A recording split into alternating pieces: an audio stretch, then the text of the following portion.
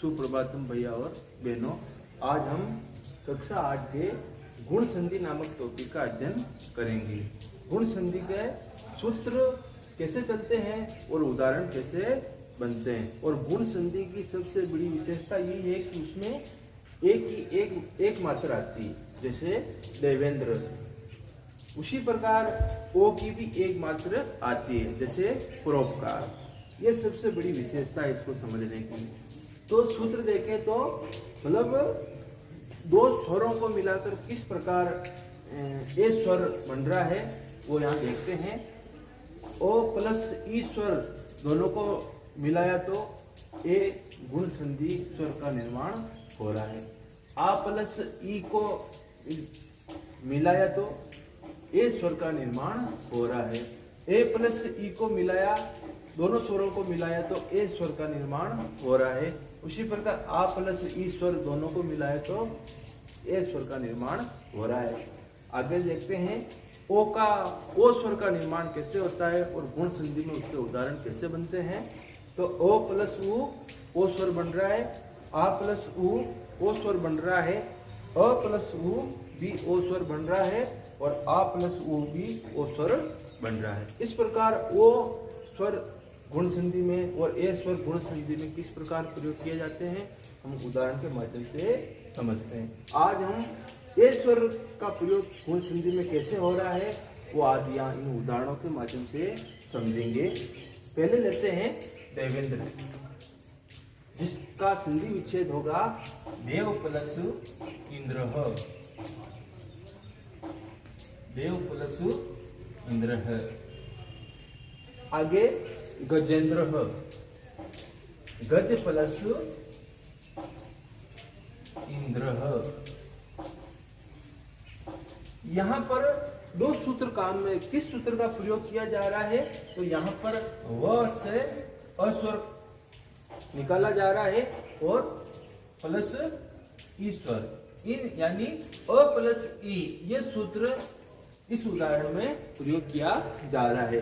उसी प्रकार जैसे देवेंद्र में इस सूत्र का प्रयोग किया जा रहा है तो गजेंद्र में भी इसी सूत्र का प्रयोग किया जा रहा है। कल हमने दीर्घ संधि में पढ़ा कि किस प्रकार सूत्रों का प्रयोग करके उदाहरण बनाए जाते हैं, उसी प्रकार उदाहरण इसमें भी बनेंगे।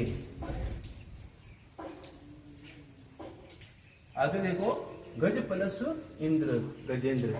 अगला उदाहरण होगा उपेंद्र, तो इसकी संधि विच्छेद होगी उप प्लस इंद्र। ये तीन ही एक सूत्र से बनेंगे। ये वाला अ प्लस ई ये स्वर बन रहा है, ये तीनों ही उदाहरण इसी सूत्र से बनेंगे। अगला होगा सुर प्लस ईसह, सुरेशह। ये उदाहरण थोड़ा चेंज है क्योंकि इसमें बड़ी ई की मात्रा अ प्लस निकाल के देख लेते हैं स्वर अ प्लस बड़ी ई, इन दोनों को मिलाया तो भी ए स्वर का निर्माण हो रहा है। तो इस सुरेश में इस सूत्र का प्रयोग किया जा रहा है जो यहाँ समझना है। सुर प्लस ईसह। अगला होगा महेश्वर, तो इसका होगा महा प्लस ईश्वर। ईश्वर है, इसमें महा प्लस ईश्वर, तो अपन यहाँ हा से आ स्वर निकालेंगे। इसी प्रकार ह से आ स्वर निकाल लिया तो हे की स्थिति अर्ध हो जाएगी और ई यहाँ ऑलरेडी वैसे ही मौजूद है। दोनों को मिलाएंगे तो भी ए स्वर का निर्माण होगा जो गुण संधि में प्रयोग किया जाता है। तो अब इन दोनों को हटाएंगे, ये ई स्वर यहाँ लिया इसको भी यहाँ से हटा देंगे। अगर हमारे पास बचा ए तो ए का प्रयोग हम अर्ध है में करेंगे तो महेश्वर हो जाएगा। इस प्रकार नए शब्द का निर्माण होगा इन सूत्रों के हिसाब से। तो महेश्वर है, इसकी संधि विच्छेद होगी महा प्लस ईश्वर। महा प्लस ईश्वर है। अगला होगा नरेंद्र, तो ये होगा नर प्लस इंद्र, नर प्लस इंद्र है। अगला होगा महेश, महा प्लस ईश, महा प्लस ईश है।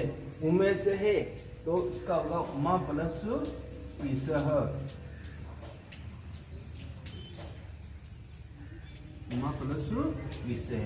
इस प्रकार हम 8वें उदाहरण समझ चुके हैं और किस प्रकार ये इनका संधि विच्छेद हो रहा है और किस प्रकार इस सूत्रों का इसमें प्रयोग किया जा रहा है। और मैं आशा रखता हूं कि आपको भी समझ में आया होगा।